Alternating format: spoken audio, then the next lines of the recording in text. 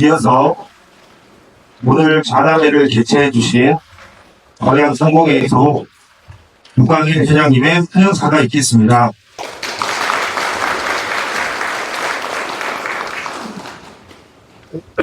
네, 안녕하십니까. 대단히 반갑습니다. 광양상공회의소 회장 유광일입니다. 안 들려요. 안 들려요?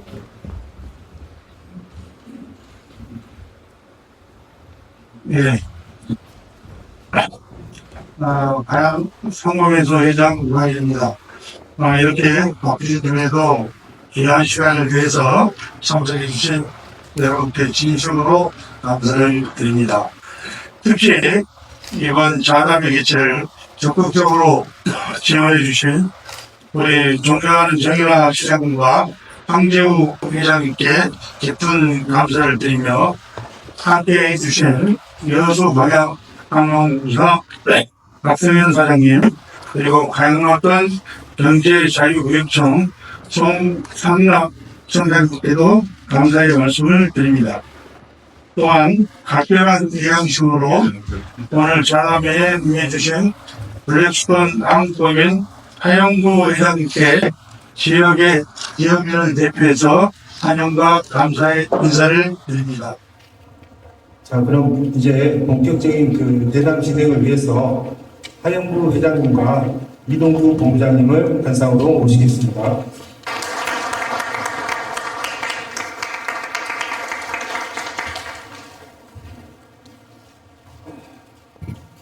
자, 그럼 이후 대담은 이동구 본부장님께서 해주시겠습니다. 큰 박수 부탁드리겠습니다. 감사합니다. 오늘 대담에 앞서서 많은 분들이 지역 경제에 대한 관심이 많으신 것 같고 또 경제 일선에 계신 분들이 특히 또 많이 오신 것 같습니다. 그 외에 또 우리 언론인들도 많이 참석을 해주셨고요. 어쨌든 오늘 하영구 회장님을 모시고 함께 지역 경제와 우리 지역 경제 전반에 대해서 또 좋은 말씀을 나누시게 되겠고요. 여러 가지로 우리 귀한 시간 내주신 하영구 회장님한테 감사 말씀 전하면서 정말 오늘 의미 있는 시간이 되길 바라겠습니다. 감사합니다. 우리 하영구 회장님 모셨습니다. 어서 오십시오. 감사합니다. 대답에 들어가기에 앞서서 제가 하영구 회장님에 대한 소개를 방금 해주셨습니다만은 꼭 제가 좀 전해드리고 싶은 얘기가 있어요. 언론을 통해서나 아실 만한 분, 관심 갖고 계신 분들은 아시고 계실 겁니다만은 제일 인상 깊었던 게 어떤 일이 있었냐면은 2008년도에 우리가 금융위기를 겪었죠. 우리나라가 IMF라는 그런 아픈 과거가 있었습니다만 이때 글로벌 금융위기 당시에 이 하 회장님이 대단한 업적을 이루었던 일이 있습니다.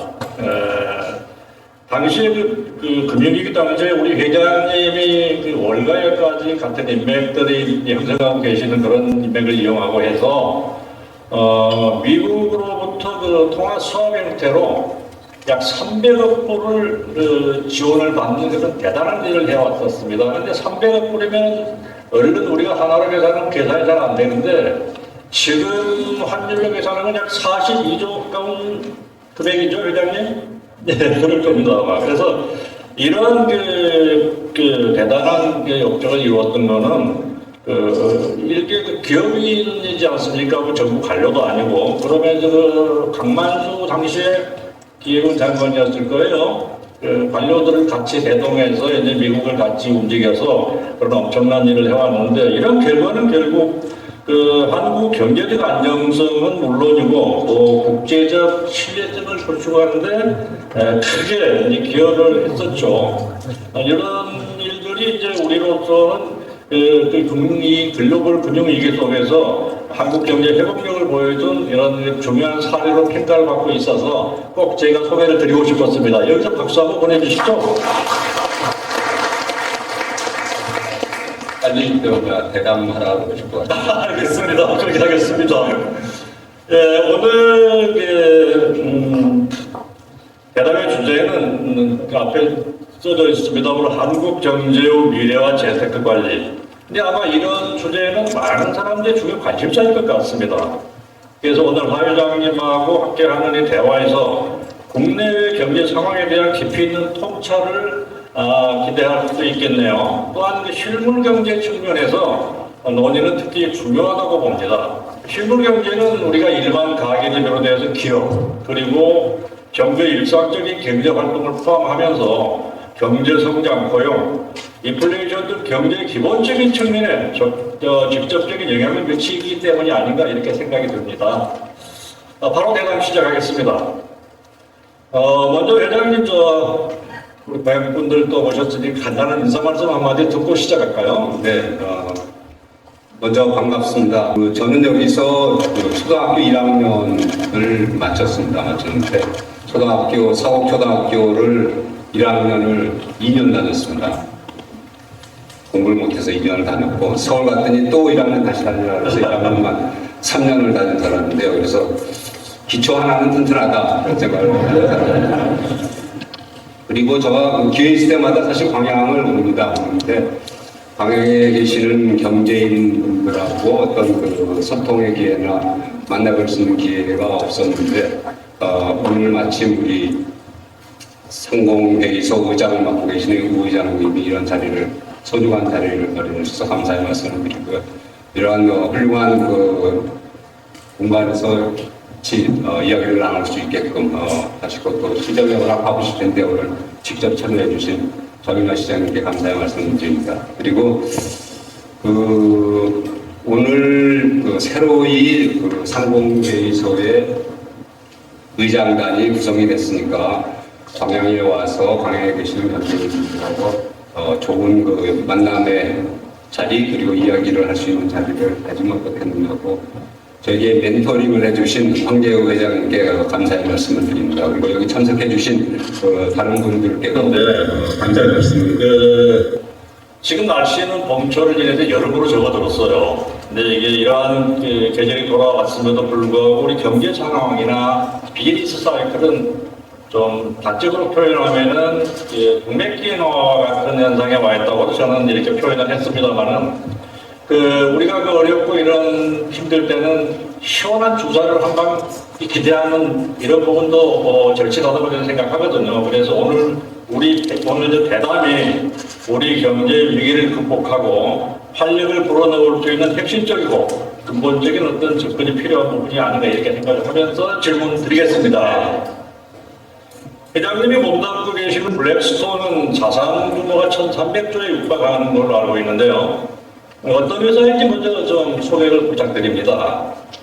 그 자산 규모는 이제 저희가 달러로 모든 걸 운영을 하니까 환율이 따라서 이제 계속 움직이는데 예. 환율이 최근에 원화가 약세가 돼가지고 1,300조 정도가 아니고 1,380조, 1,400조 가까이 됩니다. 그렇습니까? 우리나라의 10대 재벌의 모든 회사 가치를 합하면 1,000억이 좀 넘고 1,000조가 좀 넘고 그 다음에 25대 대기업을 다 합하면 1,000조가 좀 안 됩니다. 그러니까 대개 어느 정도의 규모인지는 여러분들이 짐작이 되실 걸로 압니다. 그런데 실제로는 저희 블랙스톤은 제주도 가거나 이천에 가면 있는 블랙스톤 CC 컨트리 클럽보다 훨씬 안 알려져 있습니다. 잘 모릅니다.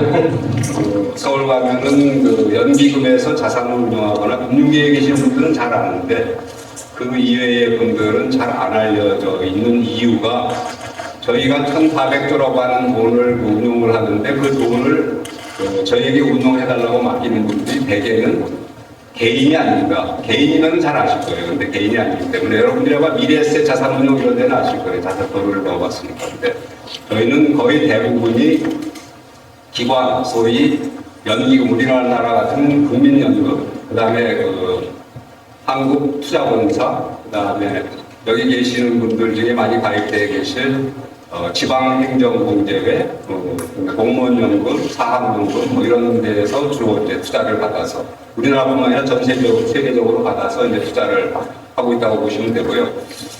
여기 혹시 이제 포스코하고 연관이 있는 분들은 이게 블랙락하고 어떻게 되나 아마 궁금해하실 텐데 원래 블랙스톤하고 블랙락은 같은 회사였습니다. 블랙락이 한 부서로 있다가 분리해가지고 나가서 지금은 이제 블랙락이라고 해서 우리나라 포스코의 한 5%의 지분을 가지고 있죠. 그렇게 이해하시면 될 것 같고요. 말씀드린 대로 저희는 사모펀드라고 하기 때문에 사모펀드라고 하는 거는 그거를 사서 그 돈을 받아서 투자를 개별적인 채권이나 주식회사에 지분에 투자를 하는 게 아니고 회사 자체를 통째로 삽니다. 아니면은 인프라 같은데 통째로 투자를 하거나 아니면 부동산을 사거나 데이터 센터를 사거나 이런 식의 투자를 하는 회사라고 보시면 되고요. 아까 말씀드린 대로 저희 나라의 유수한 연기금들이 투자를 하기 때문에 저희가 수익률을 내면은 그 수익은 전부 다 연기금으로 돌려드리고 그 연기금을 운영하시는 분들이 다시 거기에 가입하신 분들에게 돌려드리기 때문에 여러분들이 잘 모르시지만 굉장히 가까이 있는 회사라고 생각을 하시면 됩니다. 네.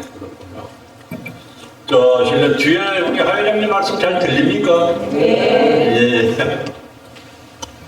이러한 막대한 세계 금융을 움직이는 이런 역할을 하시면서 이런 얘기 들으면 제가 이런 생각이 들어요. 이런 돈들을 우리 광양에는 좀 유치할 수 없어. 우리 지역 경제에 좀 도움 줄 수 있는 방법은 없는가 항상 그런 고민을 좀 해봅니다만 그럼 우리 하 회장님이 고민하셔야 될 부분 같고요. 다음엔 지금 우리가 하지 않을 수 없는 게 AI 쪽이라고 생각되는데요. 요즘 최근 언론을 보더라도 온통 AI 얘기가 많이 나오고 있습니다. 그런데 특히 이와 관련해서 우리 회장님도 글로벌 경제 움직이시는 분이기 때문에 유난히 또 관심도 많으실 것 같고 한데 작년 3월인가요? 올해 3월. 그렇습니까? 금년 3월이군요. 회장님이 바로 저희 나라에서 열렸던 MW 모빌 월드 컨퍼런스에 다녀오신 것으로 아는데 거기에 다녀오셨던지 말씀을 좀 듣고 시작할까요? 네, 전 세계적으로 1년에 한 2번 큰 컨퍼런스가 있는데 그 컨퍼런스라고 하는 게 이제 핸드폰이라든지 전자제품이라든지 이제 새로운 세계가 어떻게 갈 거냐에 대한 여러 가지를 각 회사들이 이제 출품을 해가지고 보여주는 컨퍼런스인데 하나는 CES, 그건 라스베가스에서 열리는 2월 달에 열리는 거고 3월 달에 이제 바르셀로나에서 열리는 거고 중국은 불행하게도 미국에서 비자를 안 줍니다. 그래서 라스베가스의 CES는 참여를 거의 못해서 이번에 바르셀로나 갔더니 이제 엄청나게 많은 중국 업체 그리고 전 세계적으로 한 몇백 개의 회사들이 참여를 했고 전체적으로 전시장이 축구장 한 6개 정도 한다는 규모의 이제 전시장인데 거기서 느낀 몇 가지를 말씀을 드리면은 첫 번째로는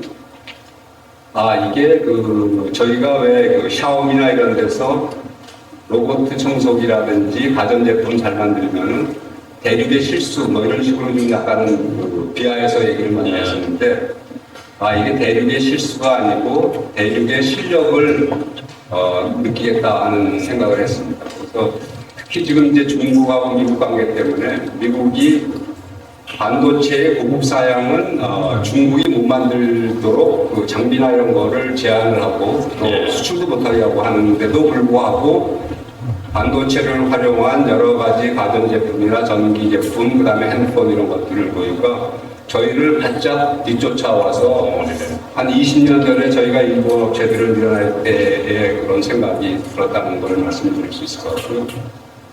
그 다음에 이제 샤오미라고 하는 데가 원래는 여러분들 지금은 이제 가전제품을 많이 접하시겠지만 그전에는 이 핸드폰, 모바일 폰에 이 보조 배터리를 만드는 걸로 시작했던 회사입니다. 그 회사가 이번에 출품한 작품이 뭐였냐면은 전기자동차인데 2.8초 만에 100km까지 가속이 되는 전기자동차를 출품을 했어요. 그래서 이게 전기자동차라고 하는 것은 바퀴 달린 핸드폰 내지는 바퀴 달린 전자제품이다 하는 생각을 했습니다. 생각을 했고 세 번째로 느낀 점은 모든 참가한 업체들이 전부 AI만 얘기만 하는 거예요. 그래서 예를 들어 삼성전자도 삼성 갤럭시 폰에다가 AI 칩을 달아가지고 자체적으로 통역도 해주고 자체적으로 건강검진도 해주고 하는 제품을 출시를 해서 AI가 올해의 화두고 대세구나 하는 걸 느끼고 왔습니다. 그러셨군요. 우리가 AI가 사실 우리 주변에 깊이 파고 들어와 있는데 피부로 느끼는 좀 아직까지는 좀 문제가 있어요. 그래서 우리가 흔히 AI에 대해서 기억하는 거는 바둑에서 알파고가 이세돌을 완패했던 그런 기억이 좀 뚜렷한데요. 현재 어느 정도 수준에 와 있는지 좀 회장님 말씀을 해주십시오. 또 여기서 제가 하나 최근에 언론에서 본 내용이 있는데요. 테슬라죠. 네. 테슬라 최고 경영자 일론 머스크가 인간을 능가하는 AI라고 합니다만 내년에도 나올 수 있다 이런 또 전망을 해줬는데 회장님은 어떻게 보시는지 좀 말씀해 주십시오. 이세돌 구단이 알파고한테 진 게 2016년. 예. 한참 인공지능이라든지에 대해서 얘기가 있다가 좀 잠잠했다가 지금 작년부터 이제 다시 AI에 대한 얘기가 활발하게 나오고 있습니다. 활발하게 나오고 있는데, 일론 머스크는 좀 뻥이 센 사람입니다. 아, 그렇습니까? 내년까지는 좀 힘들 거로 생각을 하고요. 일반적인 견해는 한 5년 내에는 우리 전 세계의 모든 시험 문제를 다 풀 수 있는 정도의 지능을 가질 수 있을 거다. 그다음에 10년 내로는 적어도 10년 내로는 인간의 지능을 능가하는 AI가 만들어질 것이다 하는데요. 그 AI가 어느 정도 빨리 인공지능, 인간의 지능을 앞서느냐 하는 거는 지금 현재로 봐서는 엔비디아라고 하는 회사가 얼마나 빨리 여기에 맞는 반도체 부분을 만들어 가느냐 하는 데 달려 있다고 생각이 들고요. 사실은 AI 부분하고 이제 로봇하고 이제 결합이 될 겁니다. 결합이 되면은 결국은 지금 현재 여러분들 아마 애완견이나 고양이도 많이 키우시고 그럴 텐데 키울 때 또 불편한 점도 많이 있으실 거예요. 근데 그런 거 없이 로봇으로 아마 AI 로봇이 대체하지 않을까. 그리고 여기에서 파크볼이라고 그러나요? 뭐 골프도 하시는 분도 계시고 그러는데 그거 보고서 끌어다주는 카트도 아마 로봇이 따라다니면서 해줄 거고 몇 번 치세요 하고 있고 그거 치시는 거 보니까 뭐를 고쳐야 되겠습니까까지 다 해줄 걸로 생각을 합니다. 이게 인공지능 AI가 발전되면서 기대도 되지만 걱정도 큽니다. 결국 일자리가 줄어들면서 또 우리 생활 경제가 어떻게 밀접한 연관성이 있을지도 또 고민을 해봐야 될 부분이 아닌가 싶은 그런 생각도 드네요. 근데 실제로 지금 AI 관련해가지고 AI가 발전하는 거에 대해서는 뭐 국내 여지가 없는데 그러면은 그 AI가 발전해가지고 줄 수 있는 일자리 이런 부분이 아니고 그 이외의 폐해에 대해서 어떻게 그거를 줄여야 되느냐 하는 거에 대한 준비를 많이 하고 있다고. 결국 AI가 발전하면서 이와 관련해서 연관하는 프로는 반도체가 핵심이라고 볼 수 있겠죠. 네. 근데 또 마침 우리 회장님 SK 하이닉스 회사의 의장님으로 계시죠. 네. 그런데 SK 하이닉스 얘기가 나왔으니까 주식 얘기를 잠깐 또 안 할 수가 없네요.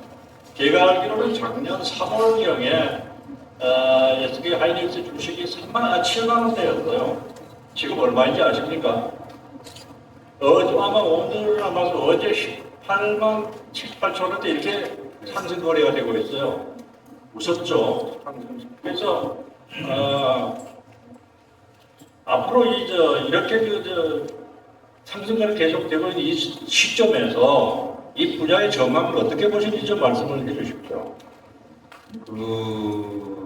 지금 이제 큰 화두 두 가지가 AI하고 그린 쪽입니다. 그린이라고 하면은 우리하고 이제 연관이 있는 게 전기차라든지 그 다음에 전기차 배터리라든지 양극재라든지 이런 게 이제 한쪽인데 실제로 그린 관련되는 거는 생각보다는 완전히 다가와 있다가 천천히 속도가 좀 늘어지는 그런 상황이라고 보시면 될 것 같고 AI는 생각보다 멀리 있다고 생각했는데 굉장히 빨리 다가오고 있고 이미 생활 속에 이제 굉장히 많이 실현이 되고 있는 그런 상황이라고 보시면 될 것 같고요.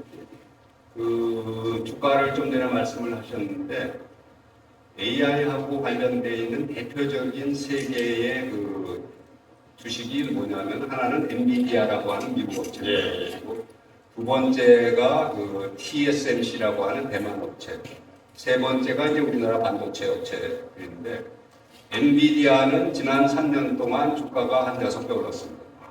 그 다음에 TSMC도 굉장히 많이 올랐고 그 다음에 이제 한국의 반도체 회사인데 한국의 반도체 회사 제가 그거 보여드리려고 이걸 갖고 왔는데요. 이게 소위 AI에 들어가는 반도체 칩입니다. 칩인데 지금 1cm, 1cm예요. 가로 1cm, 세로 1cm.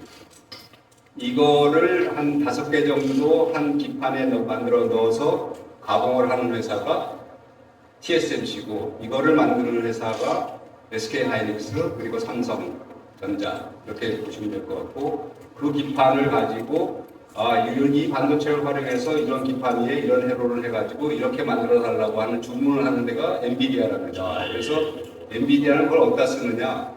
AI라는 소프트웨어를 돌리는 데이터 센터가 있는데 그 데이터 센터에 서버에다 갖다 꽂는 그런 얘기가 될것 같습니다. 지금 보시면은 우리나라 삼성전자가 거의 국민처럼 모든 사람이 안심하고 하는, SK 하이닉스는 이제 같은 반도체 회사지만 삼성전자보다는 마켓시어가 약간 적은 있는데, 이번 AI에 관련해서는 이제 SK 하이닉스가 상당히 약진을 하는 그런 상황이라고 보시면 되겠습니다. 어쨌든 하이닉스의 몸담 교육에서 축하드릴 일입니다. 저는 상당히 없는데 개발 좀 열심히 해서 말씀을 듣고 보니까 참 그러네요. 이 주식을 여기 계신 분들도 많은 분들이 또 주식을 하시는 분도 계실 겁니다만, 내가 사면 떨어진단 말이에요, 너무 주식이. 그래서 주식을 참 귀신도 모른다는 얘기도 있을 정도인데, 진짜 우리 회장님 말씀도 듣고 만났더라면은 사놓더라 큰 문제가 될 뻔했는데 아깝습니다. 다음 질문은 우리가 참석하신 대표자님이 주신 질문인 것 같은데요. 일본 경제의 마이너스 금리 관련 질문을 해보셨어요. 일본 경제가 2016년부터 시행해왔던 마이너스 금리 정책을 최근 8년 만에 해제를 했는데, 이 디플레이션의 뜻을 암시하는 호재라는 생각도 들면서 이러한 일본 경제 흐름에 한국에는 어떠한 변화들이 생겨날지 궁금하다고 했고요. 또한 어차피 일본 경제나 우리 한국 경제, 미국 경제를 무시할 수 없기 때문에 우리 경제 활동에 직접 영향을 미치는 미국 금리하고 한국 금리는 어떻게 변화가 될 것으로 전망하시는지 이 부분에 대해서 좀 전망을 구해봤습니다. 일본이 앓고 있던 병이 소위 디플레이션입니다. 그래서 지난 20년 동안 월급이 대학교 졸업하는 사람들의 월급이 거의 안 오르겠죠. 그래서 실제로 보면은 우리나라 은행의 초임보다 일본 은행의 초임이 한 30% 낮습니다. 그렇습니다. 그 정도로 낮은 그런 오랜 터널을 지나왔는데, 분명하게 이제 그 터널의 끝에 와서 새로운 벗어나고 있는 것은 분명한 것 같습니다. 일본이 그렇게 이제 벗어나게 된 가장 큰 배경은 일단은 2012년 벌써 10년이 넘었습니다. 2012년부터 이제 아베 수상이라고 하는 사람이 아베노믹스라고 해가지고 양적으로 무조건 돈을 풀어라. 그다음에 금리도 제로 금리로 해라. 미국이 하기 전에 이미 제로 금리를 했습니다. 제로 금리를 하고 규제 개혁해서 기업들을 유치할 수 있게끔 만들자 하는 게 기본적인 정책 방향이었고, 그것이 효과를 발휘하는데 그동안 오래 걸렸던 것 같습니다. 오래 걸렸던 것 같고, 지금 분명하게는 이제 나아지고 있는 것은 분명은 합니다만, 일본 경제가 나아지는 게 과거하고는 달리 저희하고는 큰 상관관계는 사실 없다고 봅니다. 일본은 거꾸로 이제 금리를 약간 올릴 수 있는데, 일본도 굉장히 아직도 어려움이 남아있는 부분은 어떤 게 있냐면, 일본은 금리를 올리고 인플레를 만들어야만 하는 나라고, 우리는 인플레를 거꾸로 잡아야 되는 나라고, 굉장히 상황이 반대인데, 일본은 이제 인플레이션도 올라가고 대기업들도 이제 월급을 올려주기로 하고 했으니까 이제 금리도 좀 올려야 되겠다 그런 생각을 하긴 하는데, 금리를 올리면 어떤 문제가 있냐면, 우리나라 정부의 부채가 그렇게 많은 나라가 아닙니다. 정부 부채가 한 40%대에 있습니다. 일본은 정부 부채가 엄청나게 높습니다. 200% 정부가 가지고 있는 부채가. 그래서 금리를 올리면은 정부가 채권을 발행해가지고 지금 돈을 쓰고 있기 때문에 부채가 이렇게 높은 거 아닙니까? 그러면 그 이자 부담이 없을 거예요. 그런 딜레마가 아직도 남아 있어가지고 그거를 잘 밸런싱해서 가야 되는 숙제가 있습니다. 그리고 우리나라 금리는 미국이 금리를 낮추지 않는데 먼저 내리기는 상당히 고약한 상황입니다. 잘 아시다시피 아직 부동산의 거울이 남아있는 형태고요, 저희 나라는.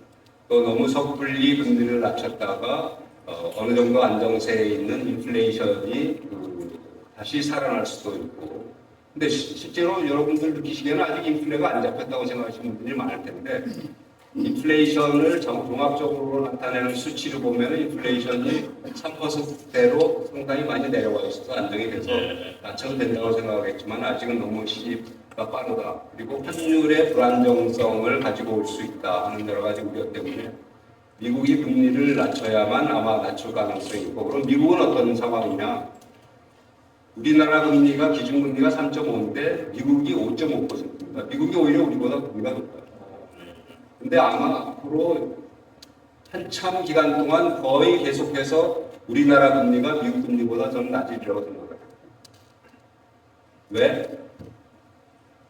미국의 경제 성장률이 우리 경제 성장률보다 오히려 좋습니다. 그리고 미국의 잠재 성장률, 그러니까 인플레이션이라는 걸 유발하지 않고 자연스럽게 성장할 수 있는 성장률이 한국보다 높아요. 그런 상황이기 때문에 결국은 그리고 경제 활력도 미국이 더 좋고 우리는 저출산의 고령화 이런 여러 가지 문제점이 있어서 금리가 쉽게 앞으로 떨어지는 일은 남아있지만 올라가는 것은 상당히 쉽지 않을 수도 있다 그런 생각을 하고 있는데요. 미국은 하여간 지금 우리보다 2%가 높은 5.5%가 기준금리로 되어 있는데 원래 작년 연말에는 대부분의 사람들이 그리고 시장에서는 어떻게 예측을 했었냐면 올 3월부터 낮추기 시작해서 한 6번 내지 7번 낮출 거다. 그런데 올해 들어와서는 그 얘기가 들어가고 올 6월부터 낮춰서 한 서너 번 낮출 거다. 근데 시간이 또 지나더니 아마 9월쯤 한 번 정도 낮출 것 같다. 그런 얘기가 나오고 아주 최근에는 어제 나온 얘기는 올해 안 낮출 수도 있는 거 아닌가? 그런 얘기까지 나오고 있습니다. 그래서 이제 올해 미국이 금리를 한두 번 낮춘다고 가정을 했을 때 우리나라 금리 같은 경우는 올 8월부터 낮추기 시작을 해서 아마 3.5에서 내년 연말까지 2.5 정도 수준으로 낮추지 않을까 그런 예상을 하고 있고요. 미국의 경우는 낮추기 시작을 해서 낮추면 어디까지 낮출 거냐? 3.5% 정도 수준까지 낮출 거로 그렇게 예상을 하고 있습니다. 회장님 말씀을 듣고 보니까 우리가 금리가 계속 올라갈 거에 대해 우려들 많이 갖고 있었는데 다행히 2.5%까지도 내려갈 수 있다고 전망하시니까 거기에서 큰 어떤 희망을 또 얻을 수 있을 것 같습니다. 다음 질문 드리겠습니다. 지금 하나 양해를 구해야겠습니다. 저희들이 당초에 대담 시간은 1시간 정도를 예상을 했었는데 아까 대담 전에 좀 행사가 있고 해가지고 시간이 지금 현재 여기부터 시작해 43분이 되거든요. 조금 시간이 한 20분 연장돼도 괜찮겠습니까? 아직 질문하고 들으실 내용들이 많은 것 같아서요. 양해를 구한 걸로 하고 제가 질문에 준비된 질문을 빠짐없이 질문해서 도움이 되도록 하겠습니다. 일정이 있으신 분들은 자연스럽게 그러겠습니다. 지금 우리 광양의 미래산업의 하나의 전기차 배터리 주요 부품인 양극재 대표적인 회사로 대조해서 포스코 퓨처엠이 있어요. 근데 요즘 그 전기차 어떤 내수 시장이나 그 국제 상황을 언론을 통해서 보면은 상당히 그 수요가 둔화돼 있어서 그 기업들이 원래 역성장을 하거나 적자를 기록한다는 이런 대단 뉴스도 가끔 우리가 보게 되거든요. 근데 회장님께서 그 글로벌 기준으로 볼 때 전기차 배터리 산업에 대한 전망에 대해서는 어떻게 하실 수 있는지 말씀을 해주십시오. 작년에 아마 여기 계신 분들도 포스코 퓨처엠 주식 투자에서 재미를 좀 보셨거나 안 팔았으면 좀 모르셨거나 그럴 수도 있겠는데 작년에 이제 전기차 전기차 배터리, 그다음에 거기에 들어가는 소재들, 양극재 이런 업체. 전기차하고 의미만 비슷하면 뭐 동박도 올라가고 다 올라가는데 지금 거의 다 반토막이 나 있는 그런 상태라서 이게 그 전기차 산업의 데스밸리냐 아니면은 캐즘이냐. 죄송합니다. 이 두 개 다 영어에 오니까 데스밸리는 빠져서 죽는 계곡이고 캐즘은 잠시 그 굴곡이 있는 그런 건데 절대 뭐 데스밸리는 아닌 거는 분명하고요. 전기차가 가는 방향성은 뭐 확실하고 또 시장의 일부에서는 지금 현재 신차, 새로운 자동차의 5% 이상이 전기차로 지금 배치가 됐습니다. 그래서 그 정도의 모멘텀을 받으면은 향후에 5년 이내에는 20% 수준까지는 전기차로 신차 중에서 판매하는 게 신차로 전기차로 갈 걸로 전망하는 데들도 있기 때문에 하나의 캐즘의 현상이라고 봐야 될 것 같고요. 다만 이제 전기차하고 전기차 배터리하고 거기에 들어가는 소재하고는 약간 다른 앵글에서 이렇게 쳐다봐야 될 것 같은데 전기차에 대해서 이제 지금 현재 좀 캐즘이 생긴 이유는 첫 번째로는 소비자 입장에서 이렇게 보면은 이 전기차가 왜 내연기관차보다 비싸야 되지 하는 거에 대한 회의가 생기기 시작을 했습니다. 이게 한번 여러분들 본네트든지 한번 열어보면은 이거 아무것도 없잖아 이렇게 돼요. 그런 회의가 하나 생기는 부분이 있고 그다음에 이제 전 세계적으로 전기차는 지금 거의 대부분 보조금이 많이 들어가고 있는데 그 보조금에 대한 것이 이제 축소될 가능성이 많이 있는 부분이고 또 하나는 이 중국의 저가 공세에 밀려서 중국 이외의 전기차를 만드는 회사들이 가지고 있는 여러 가지 어려움 이렇게 이제 보셔야 될 것 같은데 전기차 부분은 그렇다고 치고 이제 전기차에 들어가는 전기차 배터리의 경우는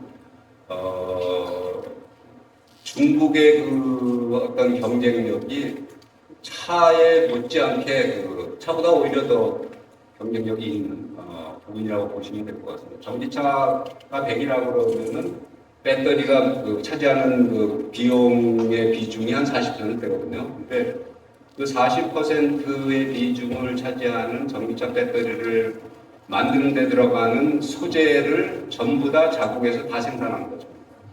우리나라는 그 소재의 90% 정도를 다 수입해서 들어와야 돼요.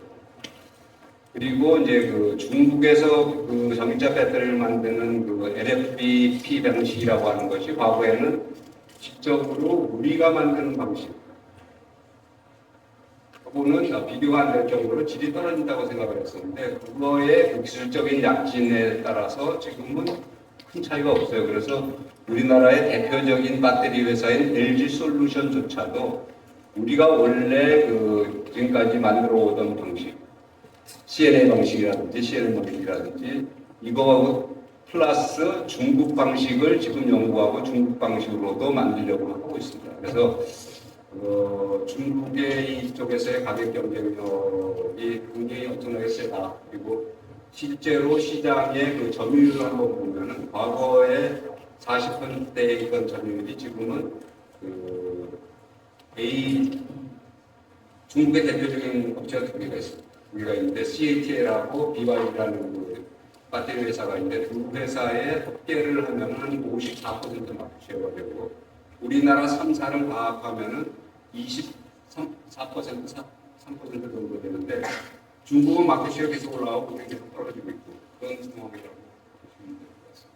근데 다만 이것을 완전히 자유경쟁 체제로 하면 완전히 가격에 의해서 이제 서로 싸움이 되는데 미국 입장에서 보면은 반도체는 미국의 안보입니다. 안보하고 직결되어 있어요. 그래서 그거는 미국의 입장에서 보면 반도체는 안보이기 때문에 이 반도체를 아시아 동북아에서 전 세계의 80%의 반도체를 만든다. 중국이 거기 딱 자리를 잡고 있는데 그걸 용납 못하겠다고 해가지고 지금 전부 미국으로 와서 반도체 공장을 세우라고 해가지고 오늘 아침 신문에도 보면은 삼성이 7조를 받았는데 9조 정도 2만 1,000명을 고용을 할 것이 있는데 아까 여기 자료 보니까 저희 광양시의 전체 고용 인구가 2만 2천이더라고요. 네. 그걸 보면은 저 투자가 한국에서 일어나가지고 2만 1,000명을 여기서 고용해야 되는데 미국 같지? 뭐 이런 생각이 들 정도로 그렇게 하고 있어요. 그리고 이제 그 배터리는 미국의 자존심이에요. 그 전기차, 자동차 하면은 원래 미국이지 않습니까? 그래서 미국의 자존심이 있어서 미국의 그 여러 가지 이제 그 소위 인플레이션 리덕션 액트라 그래가지고 IRA라고 하는 거하고 칩 액트라 그래가지고 반도체 육성법 그런 거 법을 만들어가지고 반도체는 반도체대로 공장을 세우면 돈을 주고 그래서 7조를 받는다는 거죠. 그다음에 배터리의 경우 전기차의 경우에도 마찬가지로 혜택을 줘서 미국서 배터리를 만드는 경우 그리고 미국의 그 중국이 아닌 업체가 수출하는 경우 그러니까 FTA를 미국하고 맺고 있는 나라에서 만든 배터리의 경우에는 특혜를 주고 아닌 거는 못 들어오게 하고 그러는 실정이라고 보시면 됩니다. 배터리 산업이 단기적으로는 일부 또 도전에 직면할 수도 있겠습니다만 말씀을 듣고 보니까 장기적으로 봤을 때는 경제 지속 가능성을 갖고 있는 것 아니겠습니까? 그런데 이제 중요한 거는 중국이라는 거대 시장이 지금도 벌써 50%를 넘게 차지하고 있다 그러면 이 잠식하는 이런 속도가 과연 우리나라에서 어떤 우려할 상황이 아닌가 이 정도 크게 염두에 두어야 될 뿐인 것 같습니다. 미국이 얼마나 보호주의를 가는 애가 거꾸로 저희한테는 반도체로 그렇군요. 이제 조금 가벼운 얘기, 가볍지는 않습니다만은 생활 경제를 우리가 얘기하면 또 부동산을 제쳐둘 수가 없죠. 그래서 부동산 아무래도 미국과 유럽의 그 상업용 부동산 시장은 최근에 몇 년 동안 그 급격한 변동성과 글로벌 팬데믹을 겪으면서 이 영향으로 많은 도전에 직면한 것으로 이렇게 알려졌는데 그 현황이 어떻게 되는지 좀 먼저 말씀을 해주십시오. 그 중국하고 미국은 부동산 경기가 굉장히 안 좋습니다. 네, 그렇죠. 미국 같은 경우는 주택은 괜찮은데 상업용 부동산, 특히 이제 그 오피스 빌딩. 여러분들 꿈이 어디에 빌딩 하나 가지고 이렇게 꾸미실 텐데 미국은 지금 빌딩 갖고 있는 사람들이 골칩니다. 공실률이라는 게 이제 안 차는 거죠. 공실률이 한 20%에서 30% 수준. 물론 지역마다 차이는 있지만 여러분들이 잘 아시는 뉴욕, 시카고, 캘리포니아에 있는 LA, 샌프란시스코 다 공실률이 한 20 내지 30% 수준 된다고 보시면 되고요. 공실률이 이렇게 많으면 어떤 문제가 있느냐? 왜 공실률이 이렇게 생기느냐? 코로나 사태 때 재택근무를 허용을 하기 시작을 하면서 안 돌아와요. 직원들이. 나 집에서 일하니까 편한데 왜 자꾸 나보고 나오라 그래. 나 회사에 나오라 그러려면은 교통비도 주고 돈 더 줘. 뭐 이런 상태가 되니까 사무실도 구할 수가 없어요. 하여튼 구할 필요가 없어요. 그러니까 공실률이 높으면은 빌딩을 갖고 있는데 수익은 더 크게 생기고 금리는 거의 제로 금리에서 5.5%까지 올라가 있고 실제로 빌딩을 가진 사람들이 돈을 빌리려면 한 7% 이렇게 보여야 되거든요. 비용은 많이 나가고 대출에 많은 게 있더라고요. 안 보이고 그러다 보니까 빌딩 가격이 30에서 50%씩 떨어지는 데가 많습니다. 그리고 중국은 중국 경제의 한창 때에는 거의 40% 가까운 수준이 건설 플러스 그 건설 관련되는 주택 관련되는 그 산업에서 일어나는 게 40% 기여를 했는데 시진핑 그 정부가 이거 가만 생각을 해보니까 계속해서 부동산을 중심으로 해서 경제를 지속적으로 발전시킬 수 없다. 한계에 분명하게 온다. 그래서 고도 산업화를 해야 되겠다는 전략으로 가서 눈을 딱 감고 무조건 걸로 가는 걸로 지금 정책 방향을 세웠기 때문에 중국은 앞으로 10년 정도를 집을 안 줘도 될 만큼 이미 다 지었다는 얘기고요. 그 다음에 오피스 빌딩도 마찬가지입니다. 그래서 오피스 빌딩, 그 다음에 그 주택 공이 거의 뭐 한 30%가량 떨어졌다고 보시면 됩니다. 제 잘 아는 지인이 상해에 그 집을 팔려고 30% 싸게 내놨는데 보러 오는 사람조차도 없고 그런 상황으로 그 부동산 경기가 안 좋은 상황이라고 보시면 될 것 같고요. 저희 나라는 조금 예외적인 나라입니다. 일본하고 우리나라가 예외적인데요. 그 예외적인 이유가 첫째는 우리나라 사람들은 재택근무에 익숙하지 않아요. 회사 나와가지고 점심 때 그렇죠. 동료들하고 네트워킹도 하고 뭐 만나서 얘기도 하고 그런 데 익숙해가지고 그리고 재택근무할 수 있게끔 주택 구조도 돼 있지도 않고 그래서 코로나임에도 불구하고 공실률이 굉장히 낮습니다. 5%면 아주 건전한 공실률이거든요. 그 정도 공실률을 유지를 하고 있고 또 금리도 사실은 충분하게 그 높은 상태가 아니기 때문에 우리나라의 상업용 빌딩의 경우에는 그렇게 영향을 많이 받지 않고 일본은 금리가 아직도 낮은 상태에서 경기가 좋고 하니까 이제 또 거기대 외적으로 부동산 경기가 좋은 나라고 우리나라는 주택의 경우에 대한 관심이 많으실 텐데 우리나라만큼 부동산에 대해서 실습한 나라가 없는데요. 왜 그러냐? 여러분들도 한번 계산을 해보시면은 자기가 가지고 있는 순자산의 한 70%는 부동산이에요.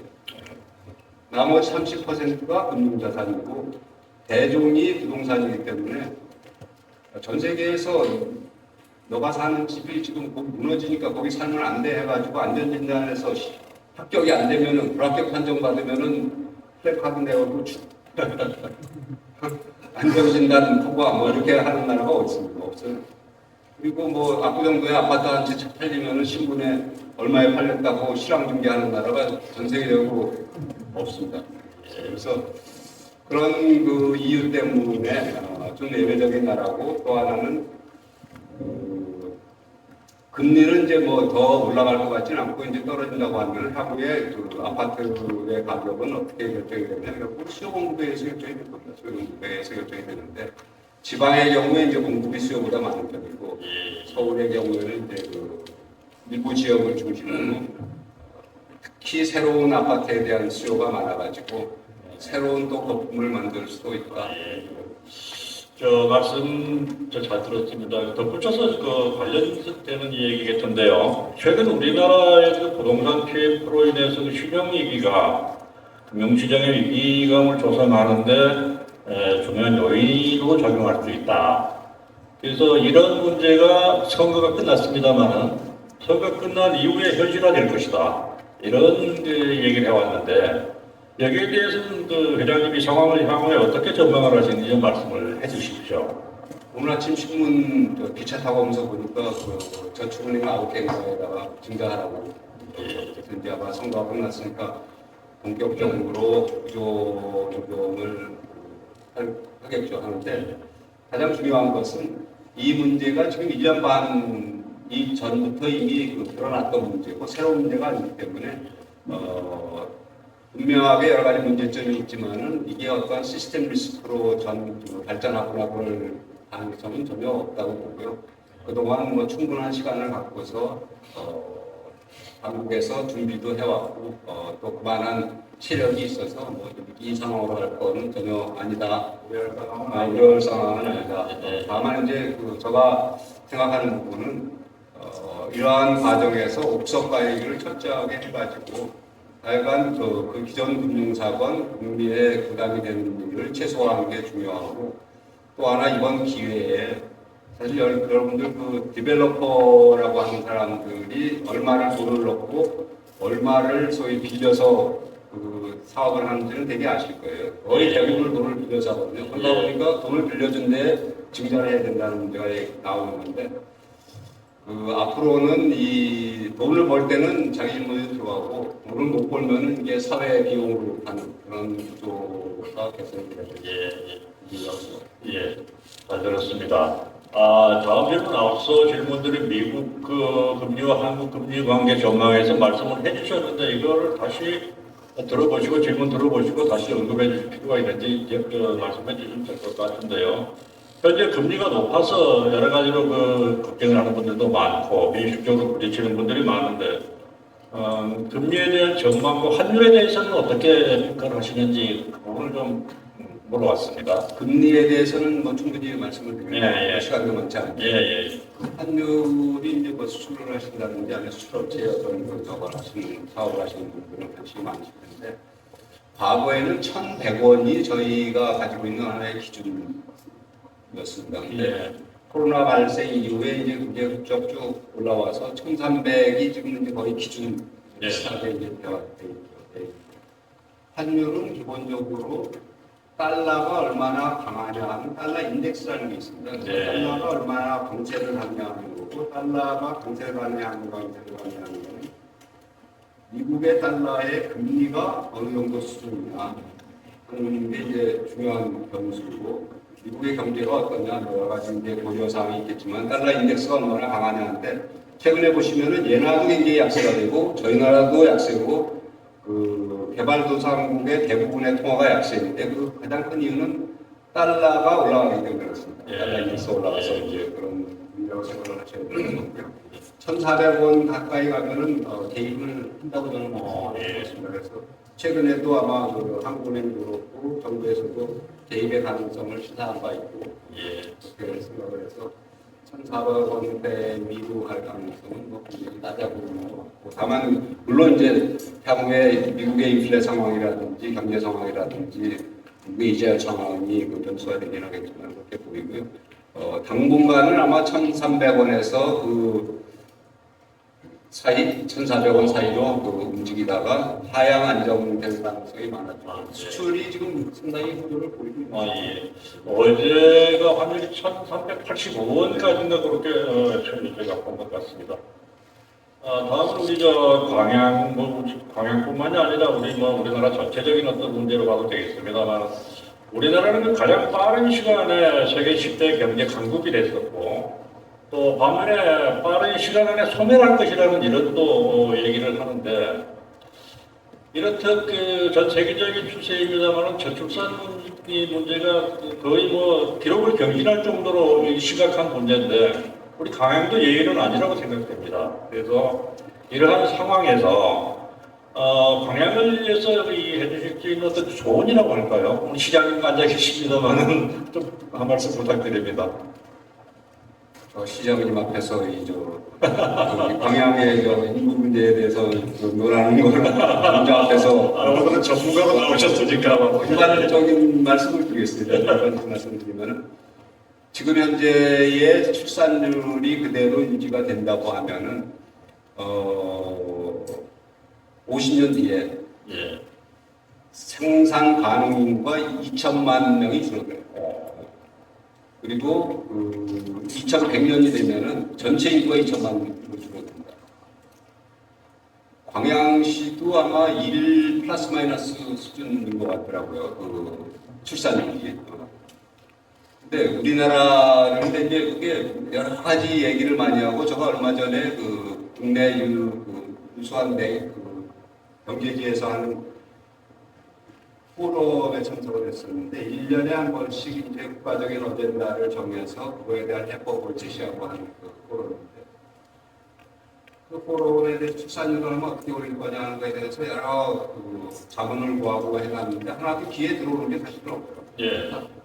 백약이 무효다는 생각을 많이 하면서 그 포럼장을 떴었는데요. 유일한 방법은 이민 정책을 제대로 써야 된다, 그런 생각이 듭니다. 그리고 이민 정책도 일반 근로자는 물론이고, 사실은 그 고급 두뇌, 미국이 가지고 있는 가장 큰 장점이 전 세계에서 가장 좋은 학교들이 있으니까 전 세계 모든 두뇌들이 모여서 거기서 공부하고 거기서 남아서 일하거나 다른 본국에 돌아가도 결국은 미국하고의 어떤 유대관계가 갖고 그런 게 이제 장점인데, 저희도 이 정도 선진국 수준의 대열에 올랐으면은 그러한 저희보다 덜 발전된 개발도상국에 있는 유수한 학생들을 장학금을 드리고 생활비를 줘서라도 모시고 가서 문제를 키워야 되는 거 아닌가, 그런 생각을 했는데, 이 국가의 이민 정책은 여러 가지 복잡한 문제가 많은데, 그렇죠. 상대적으로 지자체는 조금 더 수월하지 않을까, 죄송합니다. 주장했는데, 왜 그러냐? 옆에 동네 친구들 대부분 뺏어오거든요. 그래서 서울에 뭐가 중요하냐? 결국은 일자리인 것 같습니다. 맞습니다. 텍사스가 오늘 아침 신문에 여러분은 보시면 알겠지만은, 삼성전자에게 정부가 7조를 주고 텍사스에서 땅 주고 기반시설 만들어주고 거기에 필요한 인력들에 대한 교육시설 만들어가지고 교육시켜서 집어넣어주고 해서 삼성전자고 공장들이라는 이유가 뭐였겠어요? 그리고 일자리 만들어주고 그렇죠.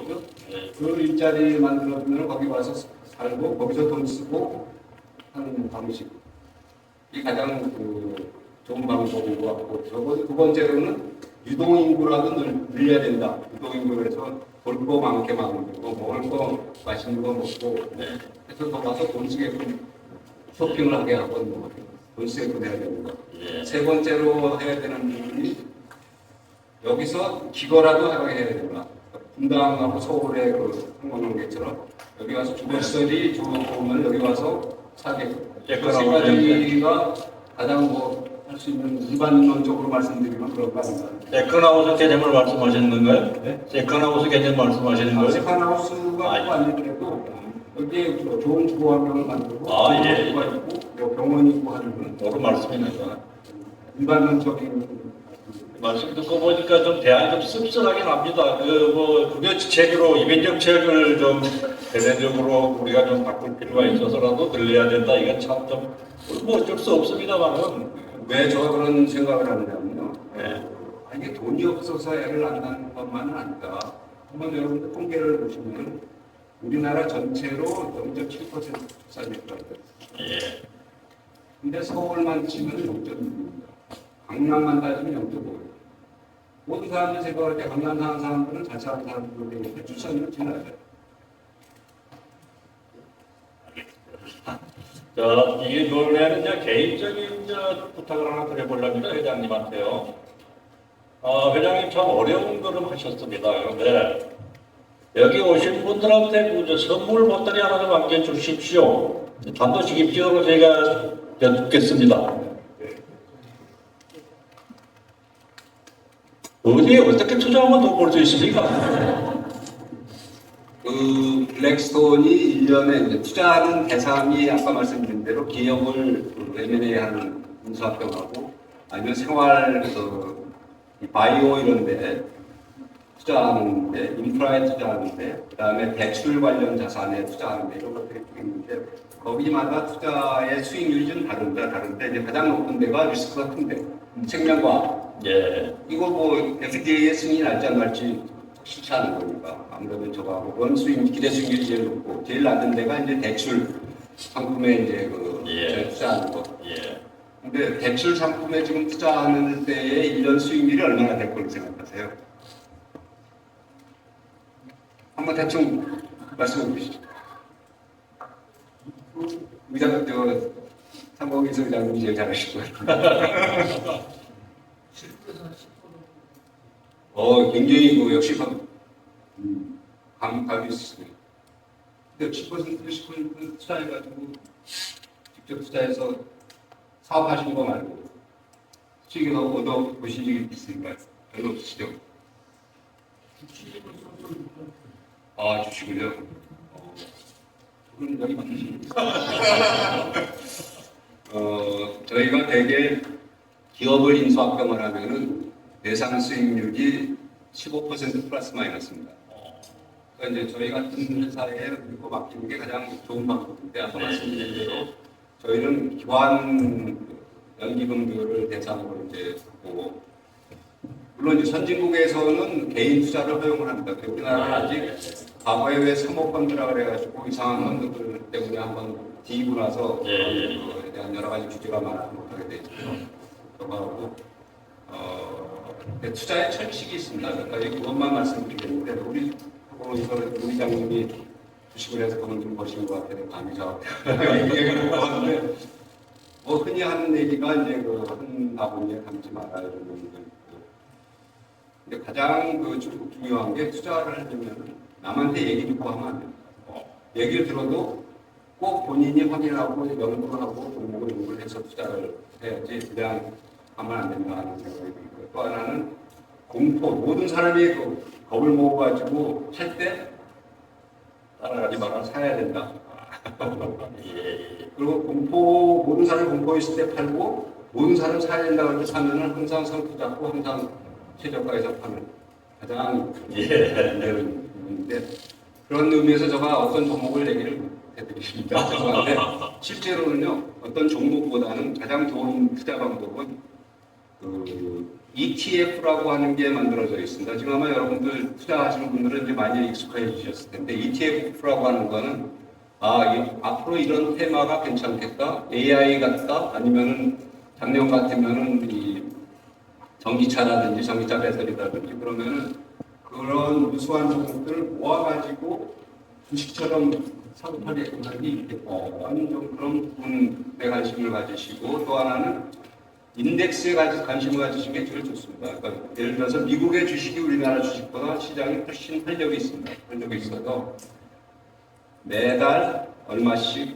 인덱스를 사는 형태의 투자하는 거죠. 가장 좋지 않겠나 말씀을 드리고요. 우리나라 코스피는 지금 박스피라고 별명이 붙을 정도로 이제 언제 폭발을 하면 확 올라갈지 모르지만 현재는 갇혀 있는 상태고 미국의 주식의 대표적인 지수인 S&P 500이라고 하는 거는 꾸준히 올라가는 그런 인덱스에서 그런 부분이 안심하고 하시기에 주식에 대한 안전성이라는 얘기인데 그 얘기만 들어도 반갑습니다. 회장님 말씀 귀담아 들으시고 여기 계신 분들 뭐 부자 되셨죠? 여기까지 진행자와의 대담을 마치고 여기 지금 우리 정인호 광양시장님, 여수 광양항만공사 박성현 사장님, 송상락 광양경제망건 자유구역 청장님이 자리를 해주셨어요.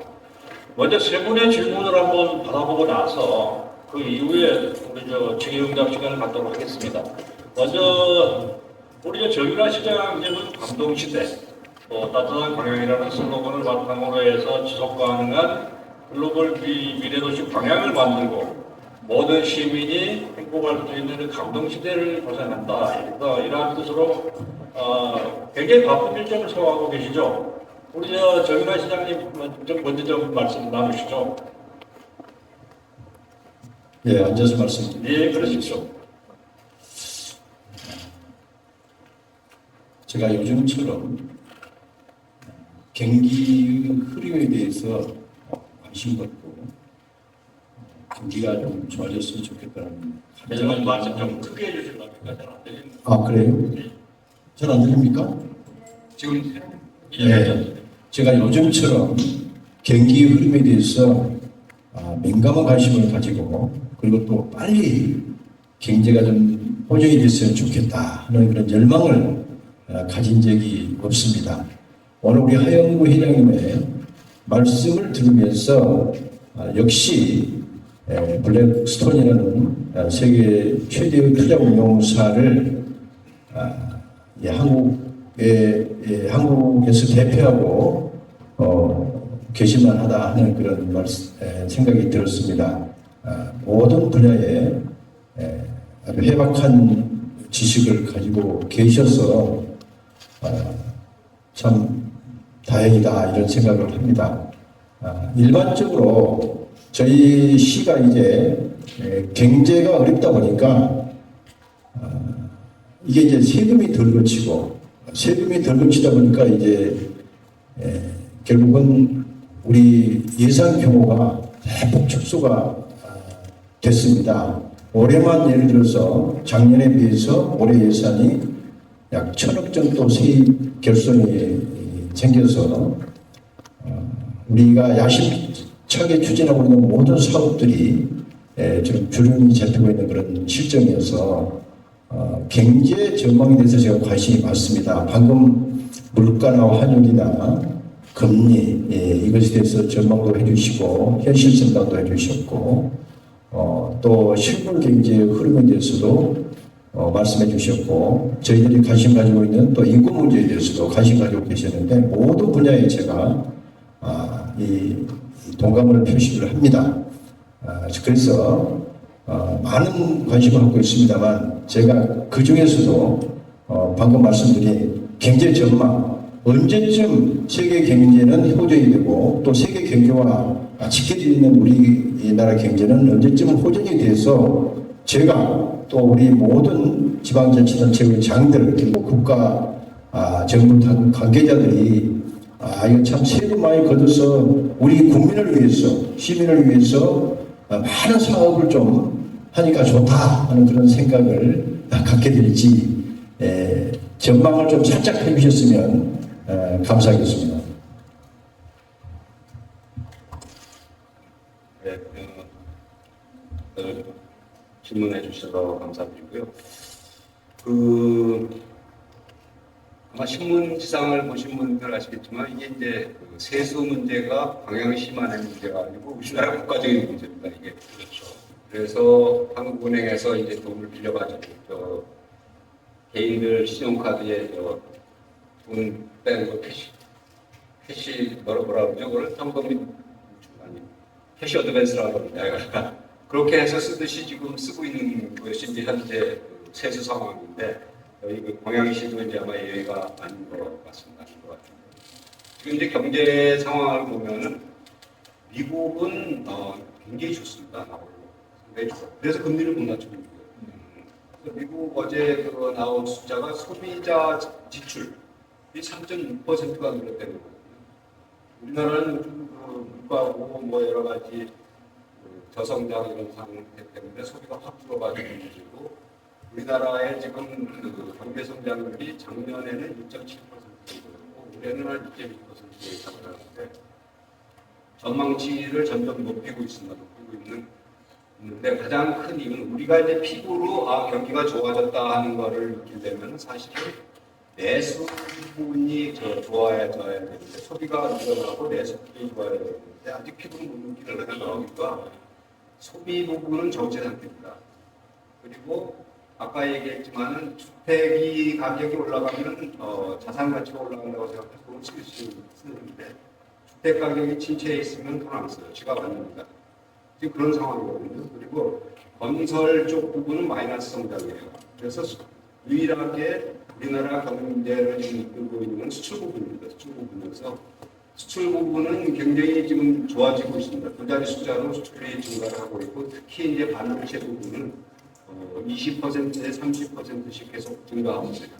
그래서 수출 쪽은 좋은데 일반 개인 느끼기에는 이게 외국으로 보면 화려한데 나는 내빈인 것 같다 이렇게 느끼시는 있는데 경제적으로는 좋아져서 세수의 부분은 결국은 이제 수출하는 업체들의 경우에 경기가 좋아지기 때문에 세수는 이제 올해가 지나도 올해까지는 안 줄 건데 왜냐하면 올해 세수는 작년 걸 가지고 하는 거죠. 근데 내년 세수부터는 좋아지지 않겠냐 그런 생각을 하고요. 경기도 이런 업사이클 상승 사이클이 반도체 경우만 해도 우리나라 수출의 20%에서 30% 가까이 차지하는 게 반도체거든요.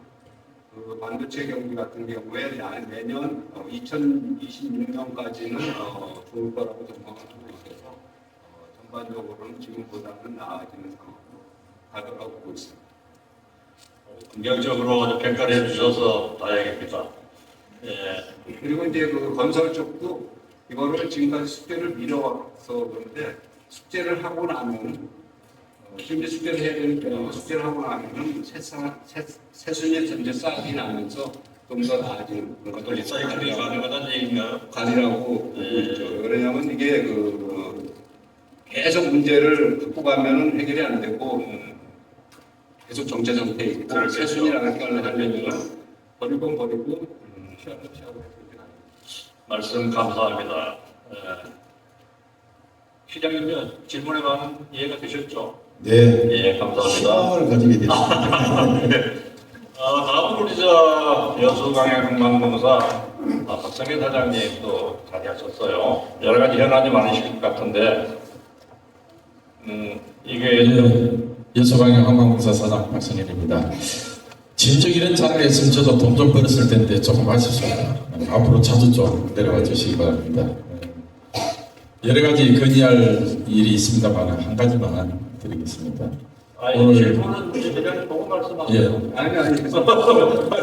우리 하영구 회장님 말씀에 저출산 문제 여러 가지 있었습니다만 그 중에 저는 한 단어로 귀결됩니다. 일자리라고 저는 생각합니다.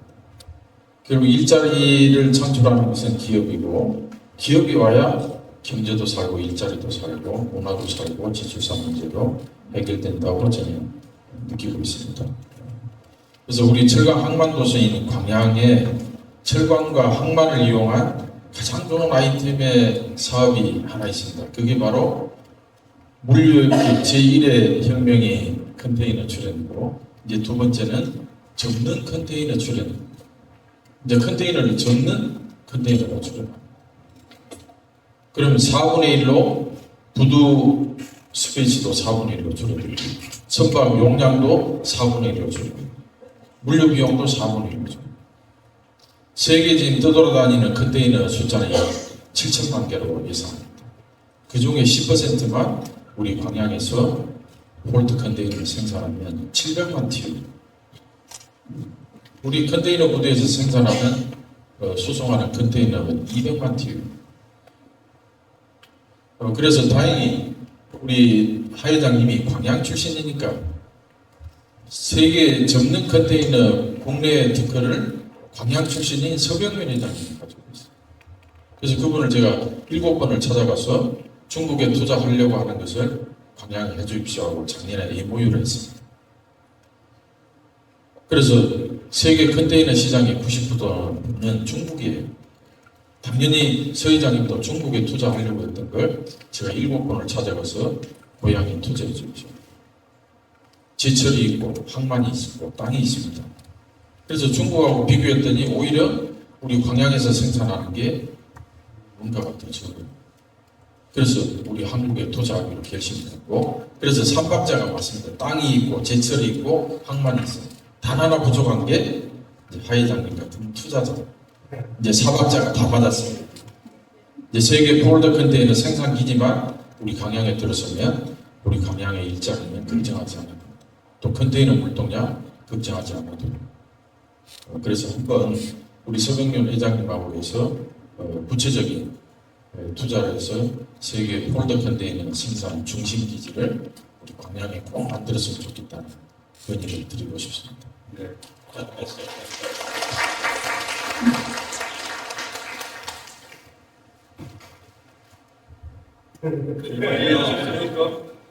나중에 한번 서 회장님 만나서 얘기를 나누라는 말씀하신 거예요? 네, 알겠습니다. 알겠습니다. 아는데 그 말씀을 들으니까 그 원가 계산이 정확하게 된 거라면 뭐 당연히 그렇게 되는데, 컨테이너 산업은 우리나라가 접은 지가 한 20년 되는 산업이거든요. 그리고 이제 지금 말씀하신 대로 90%에서 99% 중국이 차지하고 있는데, 그걸 다시 우리나라에 하는 거에 어떤 특수한 적이 있는지 한번 말씀 들어봐야 됩니다. 거기까지 답변 드린 걸로 하겠습니다. 예. 이어서 우리 송성남 청장님이 계속 오랫동안 앉아 계셔서 감사드립니다. 우리 청장님은 글로벌 기업을 대상으로 기업 유치와 국내를 막론하고 입선 현장에 계시는 분으로 여러 가지 또 질문 드리고 싶은 점이 있을 것 같아요. 여기에 좀 말씀 나눠보시죠. 정말 바쁘실 텐데 이렇게 시간 내주셔서 감사드립니다. 저희 광양만권 경제자유구역청에서 하는 일은 산업단지 그리고 관광단지를 개발을 해서 여기에 이제 기업을 유치하는 것이 가장 핵심적인 이런 업무가 되겠습니다. 산업단지에 대해서는 이제 제조업이 그런 대로 특히 2차 전지라든가 첨단 산업을 중심으로 투자 기업들이 지속적으로 있고, 특히 우리 같은 경우는 이제 포스코 그룹 여러 법인들이 이제 투자를 해오고 있습니다. 그런데 또 하는 축에, 또 다른 축에 우리 남해안의 따뜻한 기후, 그다음에 좋은 자연 여건 이런 것을 이용해서 관광 단지를 저희들이 이제 계획을 하고 있는데, 관광 단지는 다른 곳보다 투자자를 모집하는 것이 좀 어려움이 많습니다. 그래서 혹시 이제 부동산 투자를 이제 블랙스톤에서도 하고 계시고, 그리고 이제 자산 운용을 하고 계시는 이런 관점에서, 그러니까 투자자 관점에서 관광 단지 개발이나 관광 산업에 대해서 어떻게 보고 계시는지, 그리고 이제 혹시 관광 단지에 어떤 점을 좀 예를 들어서 새로운 관광 요소들을 가미하면은 훨씬 더 다른 지역보다 어떤 어필하는 요소가 있을 것인지, 이런 것이 혹시 가볍게 말씀해 주셔도 좋겠습니다. 또 하나 추가할 것이 다른 산업을 아까 말씀드렸는데 지금 얼마 전까지 데이터 센터에 대해서 상당히 수도권 중심으로 거의 유행하다시피 많은 신청을 했습니다. 그래서 이 데이터 센터에 대해서 앞으로도 계속 이렇게 수요가 많을 것인지 이 부분에 대해서 한번 말씀을 해주시면 고맙겠습니다. 데이터 센터부터 한번 말씀드리면 데이터 센터는 AI라고 하는 부분이 수면 위에 오르기 전까지는 추가 수요가 그렇게 많지 않은 상황이었습니다. 그런데 이제 AI라고 하는 것이 새로운 대세로 등장을 하면서 수요가 엄청나게 늘고, 한때는 도시 가운데에 들어가는 데이터 센터 이런 식으로도 이제 많이 다양화가 됐었는데, AI가 대세로 되면서 큰 대형 데이터 센터 형태로 많이 바뀌고 있고요. AI를 위한 데이터 센터 하면은 가장 중요한 두 가지가 하나는 전기입니다. 그리고 두 번째는 냉각을 어떻게 시킬 거냐 하는 부분. 그거에 대한 해답이 있어야만 데이터 센터가 입지를 할 수 있고, 요즘은 뭐 데이터 센터가 꼭 서울에 있어야만 되는 건 아닌데 여러 가지 통신 문제라든지 이런 게 다양하게 발달해가지고 가장 중요한 부분이 전력 확보하고 그걸 어떻게 하면 쿨링을 하는데 문제가 없을 거냐는 거에 대한 부분이 있고, 데이터 센터에 대한 수요는 계속 늘어날 걸로 보고, 저희도 전 세계적으로 데이터 센터에 대해서 투자를 계속 많이 확대해 나가는 편이라고 생각하시면 될 것 같고요. 구체적으로 어떻게 하면은 관광 센터화해서 새로운 개념을 도입하면 좋겠냐에 대해서는 구체적으로 생각도 못 해봤고 그 전문 분야도 아니어서 일반적으로 말씀을 드리면은 관광 산업 자체에 대해서는 굉장히 좋게 봅니다. 아주 미래가 밝은 걸로 저희가 보는데, 특히 그리고 이제 저희 같은 경우에 부동산 영역에서 주로 투자를 많이 하는 데가 데이터 센터 부분이라든지 아니면 호텔 이런 부분, 그다음에 최근에 작년에 예를 들면 호주 같으면 크라운이라고 하는 굉장히 큰 카지노가 포함되어 있는 리조트 센터, 그리고 저희가 투자해가지고 있는 회사 중에서는 네덜란드를 가지고 있는 회사도 있고, 또 얼마 전에는 시장의 루머였습니다만 디즈니를 어떻게 하느냐 이런 얘기도 있었고, 이런 관광 그다음에 이 사람들이 즐기고 하는 부분에 대해서는 굉장히 전망을 밝게 보고 있다는 말씀을 드릴 수 있겠습니다. 그리고 힐튼 호텔이 과거에 저희가 갖고 있던 호텔 체인이었고 지금은 좀 매각을 했습니다만 그렇게 이해하시면 되겠습니다. 예. 다른 질문 없으십니까? 청장님, 아까 두 가지 질문하신다고 얘기 들은 것 같은데, 다 같이 하신 거예요? 예. 다음은 우리 지역 대표분이 아마 주실 질문 같은데요. 아까 일부 좀 말씀드린 부분도 있습니다만 질문을 주셨기 때문에 제가 간단하게 또 질문 요지를 말씀드리겠습니다. 맞벌이를 하는 직장인입니다. 물가도 많이 올라 외식도 힘들고 해서 가정의 재무적인 관심이 많습니다. 평범한 직장인들이 자산을 형성하는 데 있어서 조언해 주실 수 있는 말씀이 어떤 말씀해 주실 게 있을까요? 이렇게 물어보셨어요. 한 사람 본 거는 거의 도와주는 사람들한테 다 나가고 그런 상황이지만, 제가 드릴 수 있는 말씀은 일단 그래도 절약해야 된다.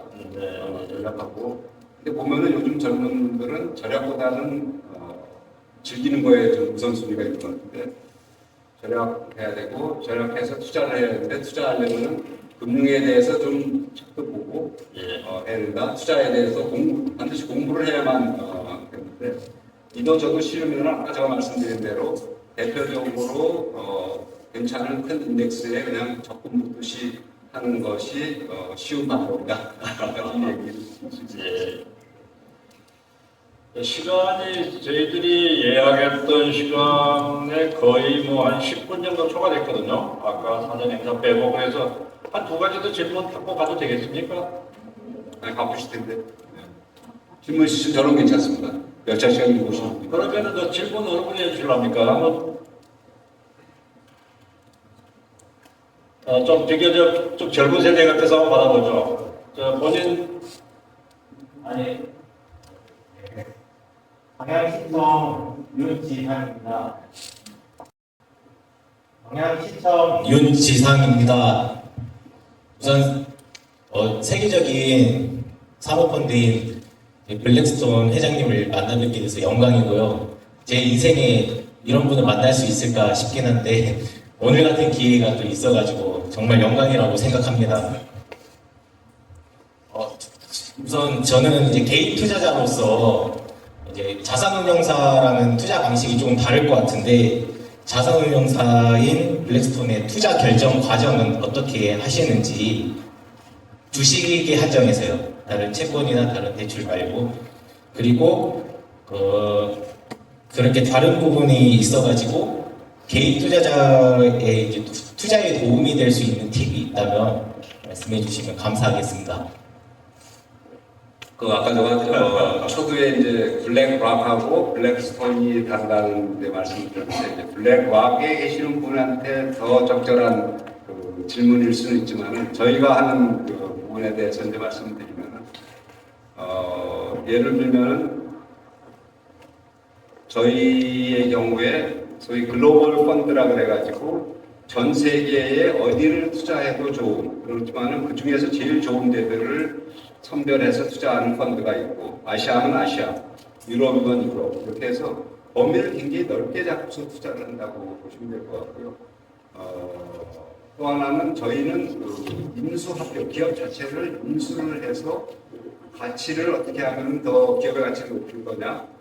그래서 그리고 거기에 일하고 계시는 경영진이 최고의 경영진이냐 아니면은 경영진을 교체를 해가지고 더 좋은 분들이 와서 경영을 하면 더 잘할 수 있느냐. 그 다음에 해외에 다른 저희가 투자하는 회사하고의 어떤 시너지가 있을 거냐. 그런 것들을 이제 다양하게 보고서 투자를 하는데 가장 중요한 거는 투자의 테마가 어떤 테마가 좋겠다는 거 테마부터 정합니다. 테마부터 정하고 그 다음에 거기에서 대상의 회사를 이렇게 물색을 하면은 이 회사의 경우에는 생각보다 저평가되어 있다. 그리고 저평가되어 있고 플러스 저평가되어 있는 거에다가 우리가 만약에 이런 부분을 보완을 하면 훨씬 더 실적을 더 낼 수 있겠다 하는 회사들을 이제 골라서 투자를 한다고 보시면 되세요. 개인이 주식을 투자를 할 때도 어느 종목을 투자를 하시건 간에 이게 피부로 느껴지는 종목들이 있을 거예요. 피부로 느껴지는 인더스트리가 산업이 있고 그런 부분에 일단 보고서 그 회사 자체에 대한 분석을 철저히 하셔야 됩니다. 그냥 남의 말 듣고 투자해서는 안 되고 ETF라는 것도 마찬가지예요. 그 안에 예를 들면 전기차 ETF다 아니면 반도체 AI ETF다 하면 그 안에 들어있는 종목들이 회사마다 다 달라요. 그래서 그 안에 들어가 있는 종목까지도 연구를 해서 투자를 하시는 게 맞다. 그런 정도까지 얘기를 해드릴 수 있을 것 같아요. 예. 아까 손 드신 분이 두 분 더 계셨는데 잠깐만요. 중복되지 않는 질문 아까 내용 중에서 한 분만 더 질문 받겠습니다. 죄송합니다. 예, 말씀하세요.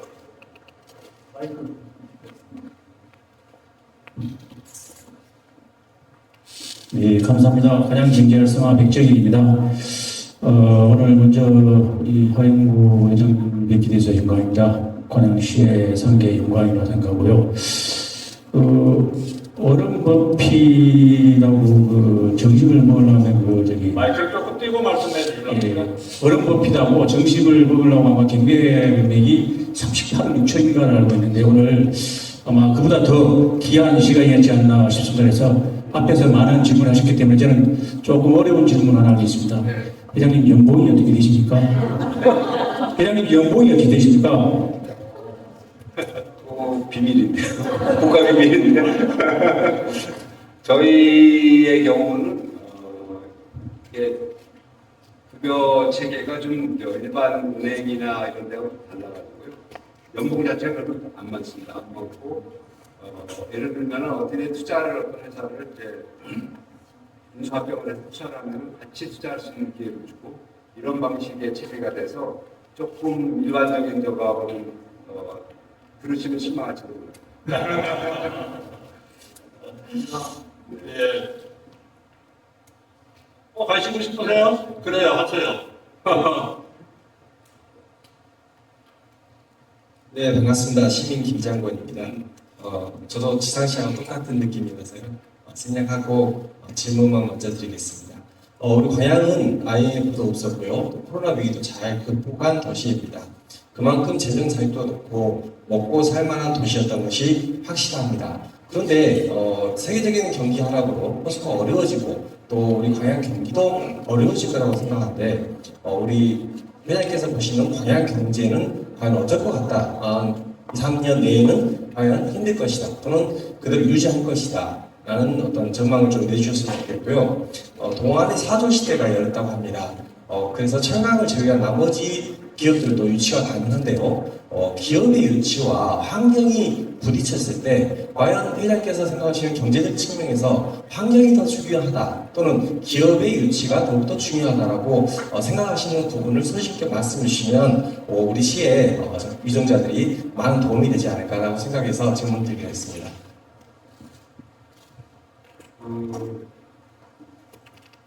철강 쪽의 경쟁력을 계속 유지를 하고 우리나라의 자동차 산업이 계속 뻗어나가고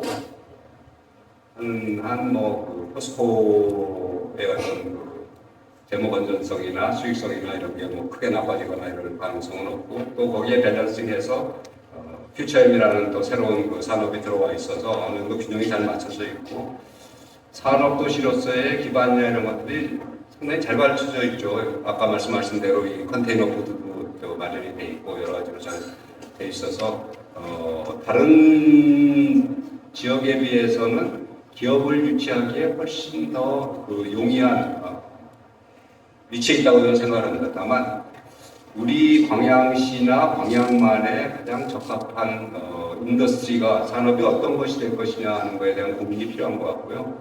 얼핏 생각을 해보면 저런 게 있는 것 같아요. 소재 산업, 결국은 철강도 그렇고, 제철도 그렇고, 퓨처엠도 그렇고, 이 소재 산업이거든요. 그래서 소재 산업의 특화 지역으로 국가로부터 지정을 받거나, 아니면은 그 이외에 수소 에너지, 아니면은 암모니아 수소 에너지에 특화를 하거나, 왜 그런 말씀을 드리냐면 결국은 에너지 업체가 대체 에너지 쪽에 대해서도 관심이 많고 그쪽에 투자도 많이 하고 그쪽에 결국은 진출을 하는 경우들이 많습니다. 그래서 우리 그 광양만 여수에 있긴 하지만은 칼텍스가 GS 에너지도 있고 그래서 그런 부분이라든지 해서 어떤 데 특화를 하는 게 좋을지에 대한 부분이 있는 것 같고 또 하나는 제가 텍사스의 주지사가 우리나라에 3번씩 1년에 방문해가지고 결국은 삼성전자를 유치를 하고 반도체 클러스터를 만들고 하는 거를 보면서 국가적인 차원에서도 일자리를 만들기 위해서 그리고 어떤 생산 기반 생산 시설들을 유치하기 위해서 얼마나 노력을 많이 해야 되는가에 대한 어떤 반면 교사로 삼았으면 좋겠다는 말씀을 드릴 수 있을 것 같습니다. 예. 이상으로 마무리를 지어야 할 것 같습니다. 먼저 마무리하기 전에 한 가지가 죄송합니다. 환경하고 일자리를 만들기 위한 기업의 유치가 어떤 게 우선순위를 둬야 되느냐. 일단 저 개인의 질문을 답을 하라고 하면은 일자리가 먼저 아닌가 생각이 들고요. 그 다음으로 환경도 같이 병행해서 해야 되는데 일자리를 만들고 그 기업이 남는 이익의 일부를 투자를 해서 결국은 환경에 대한 문제도 해결을 하고 그렇게 선순환을 시켜봐야 되고 완전히 별도의 분리된 문제는 아니라고 생각을 한다. 그래서 일자리를 만들어가지고 그 일자리 나온 거에서 생산 소비도 하고 또 기업이 내는 세금 가지고 환경에 대한 투자도 하고 그런 식으로 가야 된다. 예, 감사합니다. 마무리하기 전에 제가 꼭 감사의 말씀을 드려야 될 분이 한 분 계셔서 잠깐 말씀하고 마무리를 짓도록 하겠습니다. 지역에서 비전과 혁신을 바탕으로 기업을 이끌고 계시면서 직원들과의 소통을 유지하고 또 사회적 책임과 지역사회에 대한 기여를 경영처라고 하시면서 지역산업의 리더로 기업 활동을 하고 계시면서 오늘 토론회를 위해서 하영규 회장님을 직접 모실 수 있도록 애써주신 분이 바로 우리 광양기업의 황재원 회장님이십니다. 이제 박수 한번 보내드리시죠.